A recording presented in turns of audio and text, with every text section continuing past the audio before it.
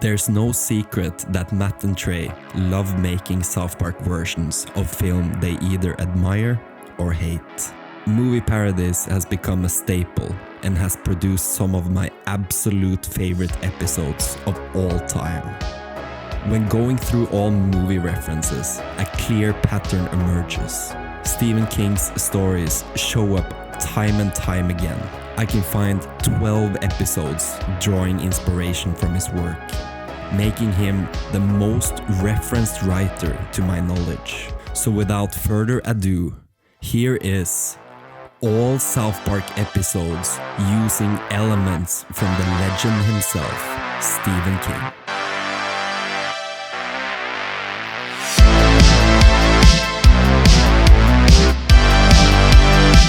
Pet Semetary is referenced in several episodes of South Park. The first time it shows up is in the episode Spooky Fish. In it, Stan receives a goldfish from his aunt, a gift that turns out to be evil. It's easy to draw a parallel to the cat in Pet Semetary, which comes back, well, evil. As the episode goes on, the goldfish starts to creep Stan out, and eventually, it begins killing people. Stan's mom hilariously assumes that Stan is the one doing the killing. Oh, Stanley, what have you done, baby? What have you done? Mom, I was just sleeping, and the next thing I knew... Shh, it's okay, honey. It's okay. I've got such a good boy. And she keeps having to bury his bodies in the backyard. Even just the sight of the shovel instantly makes me think of Pet Semetary. In the same episode, the side story features another movie reference. Cartman has an evil twin with a goatee, a direct reference to the Star Trek episode Mirror Mirror. However, evil Cartman is actually way nicer.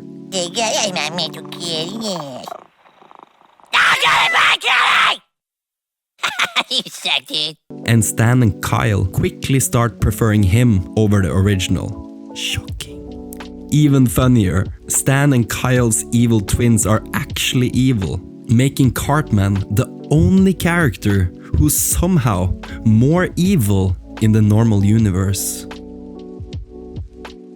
But the episode that probably captures Pet Semetary the most accurately is Margarine. Here, the boys decide they need to fake Butter's death, so he can disguise himself as the new girl and infiltrate the girl's slumber party. Orchestrated by the brilliant mind of Eric Cartman, the boys pulls off Butter's fake death super convincingly, leaving his parents, well, super devastated. Yeah, they are so devastated. He didn't make it. And in their grievance, well, an old man shows up. Basically, a carbon copy of the old man from Pet Semetary. And he somehow warns him while at the same time giving very detailed instructions on how to bring Butters back. Bring him back? What are you talking about? I know you're thinking of putting him up there. The Indian burial ground up that road. Following the movie's logic, Butter's dad takes what he believes is his son's body and buries it in an old Indian burial ground. But then, the real Butters returns on his own after getting tired of pretending to be a girl.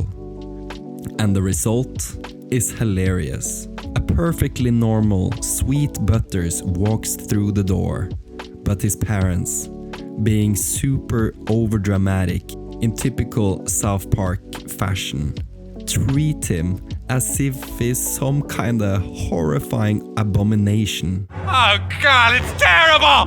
What have I done? Jud, the old man from Pet Semetary, shows up several times in South Park. He's not just a one-off gag, but a reoccurring character that Matt and Trey use whenever they want to set a deliberately spooky, over-the-top tone. He appears in episodes like Butter's very own episode, Aspen and Insecurity. You see, that ski run was once a burial ground to a tribe of vampire Wichita Indians who ate the flesh of children with no eyes. Yeah, a lot of history on that ski run.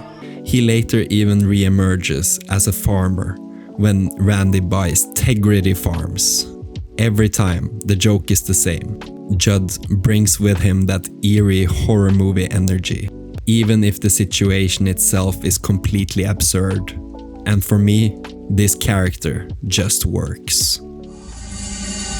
You don't want to put that stamp in, you stick-a-buck.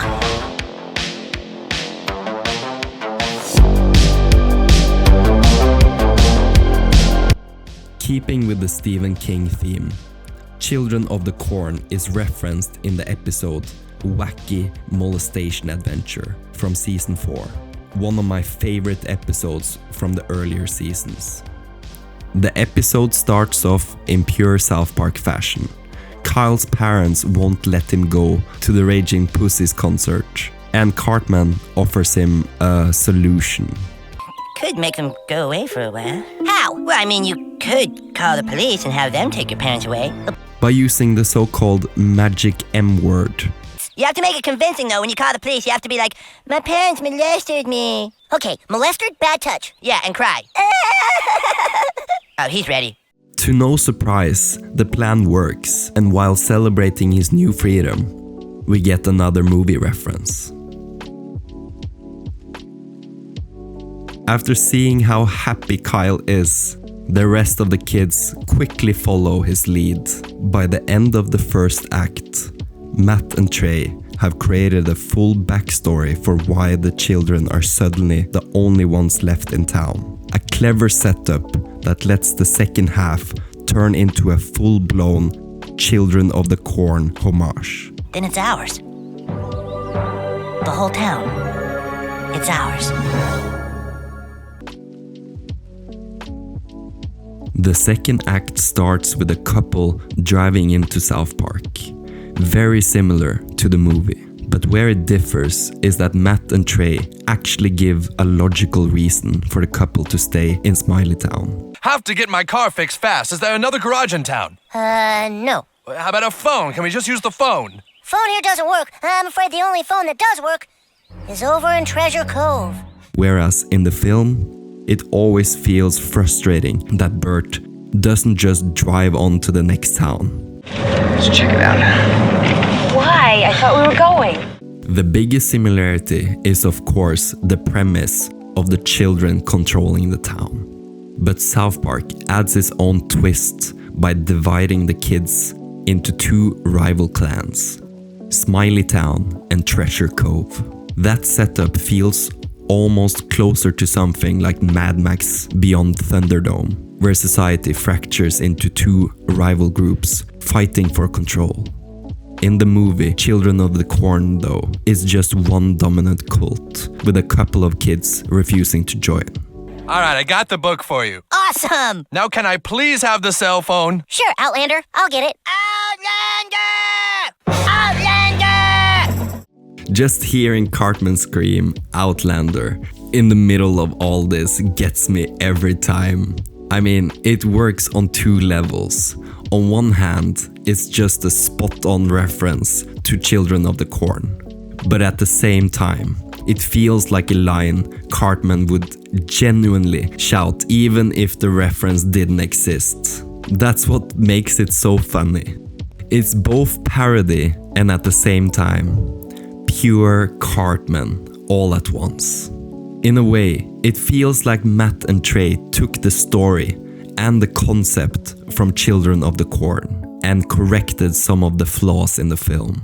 And by fixing those weaknesses, they turned it into one of the most memorable early episodes of South Park.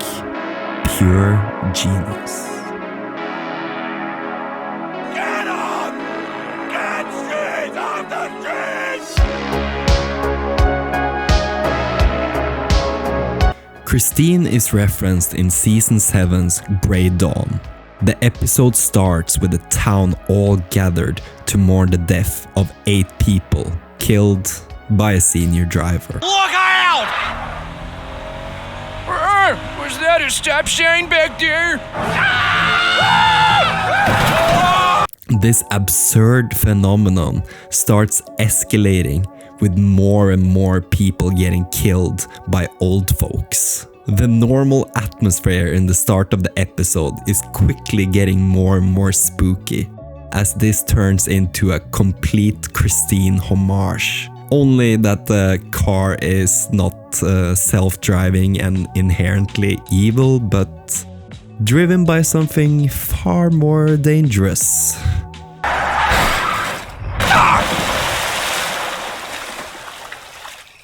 Is this the parking lot? The climax of the episode comes when all the seniors gather at the community center. Randy is the first to realize what this means. That every single one of them will be driving home at the exact same time. Oh my God. Randy really thrives in these kinds of episodes. I mean, this is where he is at his absolute best. Completely over the top, turning the situation into a full-scale crisis and making the parody even funnier. Seniors meeting getting out! Get off the streets! The episode overplays the carnage completely by cars mowing down innocent people in the streets to complete panic. But the joke is always the same. It's not supernatural, it's just old people refusing to give up their licenses. What do you want? Huh? We want our licenses back! And while Christine hunted her victims out of jealousy and rage, the seniors in South Park are all united in chasing one thing: the country kitchen buffet. That's what makes the parody work so well. It captures some unstoppable danger as Christine, but grounds it in something hilariously ordinary, taking the premise of a classic horror film and reimagining it in the lens of a small-town absurdity, where the scariest monster of all might just be an old man with a driver's license.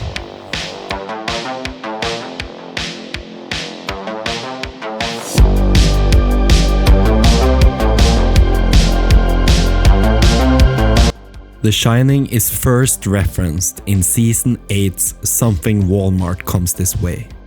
The premise is that the brand new Walmart opens in South Park, and the store itself is treated almost like a living entity. Walmart?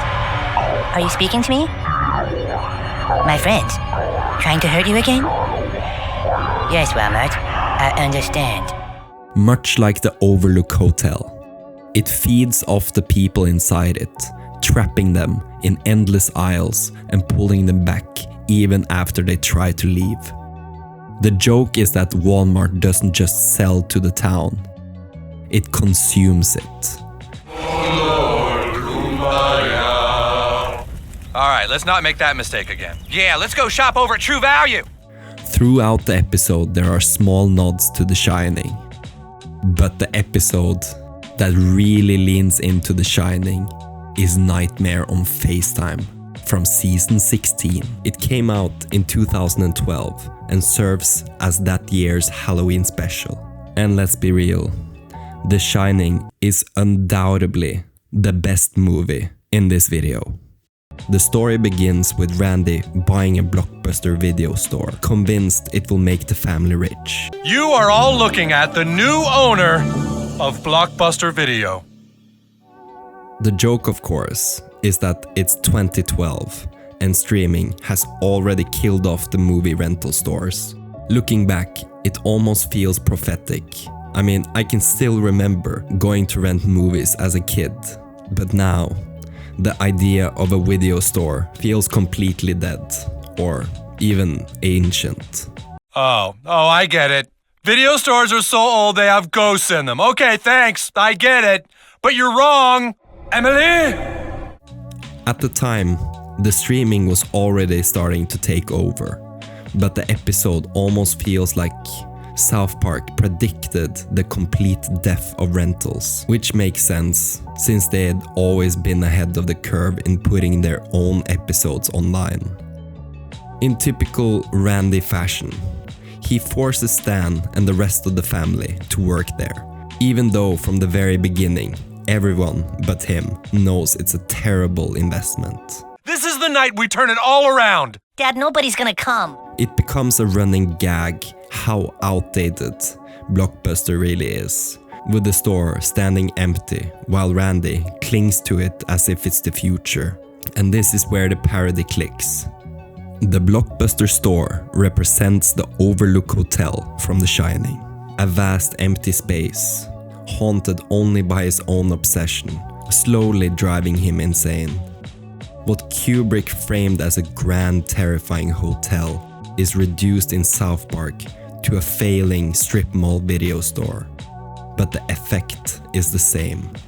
Randy becomes Jack Torrance, wandering the aisles like they're endless corridors, consumed by the madness only he believes in. The similarities are also clear in how the episode is made. The animation deliberately mirrors Kubrick's style, with slow tracking shots through the aisles and long pauses that build tension in a way that South Park rarely does. Steady, boy!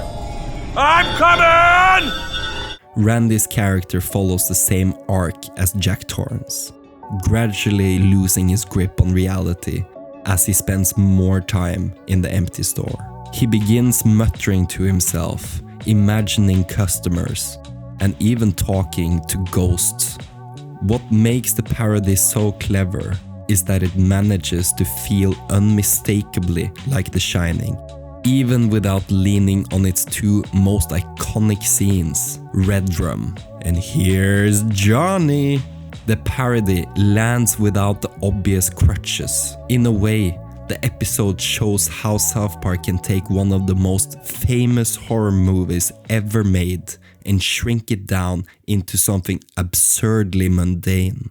By turning the Overlook Hotel into a dying video store, they made a parody that's not only funny, but also a sharp commentary on clinging to the past.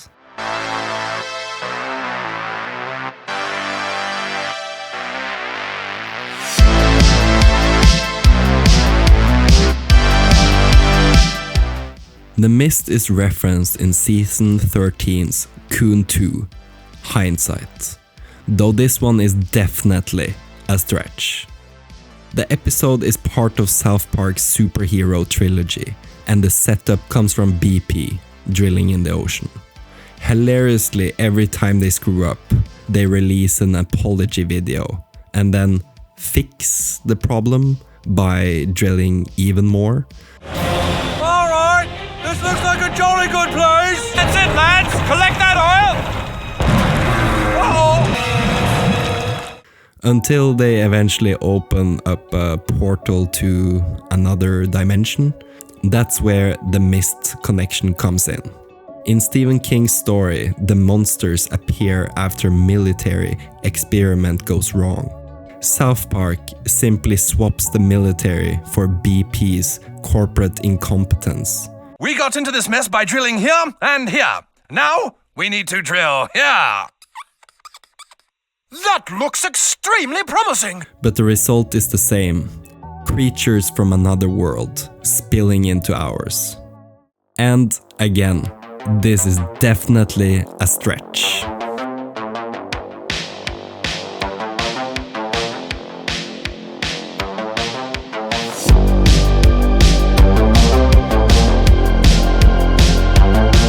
The episode Splatty Tomato parodies the 2017 box office hit, It, which in my opinion might be the scariest movie in this video, yet nowhere near the excellence of The Shining. The episode sets the same spooky tone as the movie with its opening scene.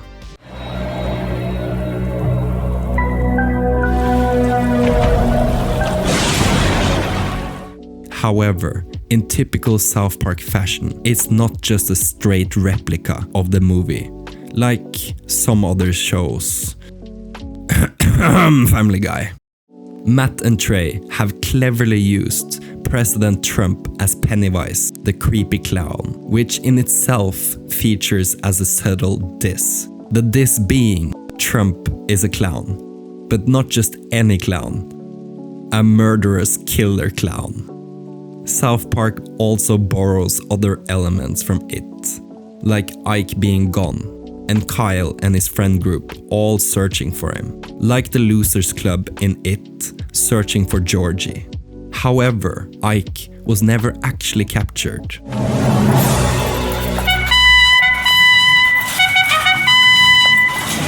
He was out looking for Trump himself. South Park has again managed to set the perfect mood and capture the essential of a great scary movie without leaning on adapting all details. Instead, they focus on recreating the atmosphere, the constant rain, the yellow raincoats, and the kids on the bikes, and then twisting it with their own brand of satire. Stranger Things is the show. I saw it too. But wait, isn't Stranger Things just like that movie? Just like that movie, It. What makes Splatty Tomato work is that it's not just a parody of It, but also a layered commentary. It flips the horror into something political, turning Trump into the town's monster. It shows how South Park can take one of the scariest stories ever written and reimagining it into a satire that's just as unsettling as the movie, only for completely different reasons.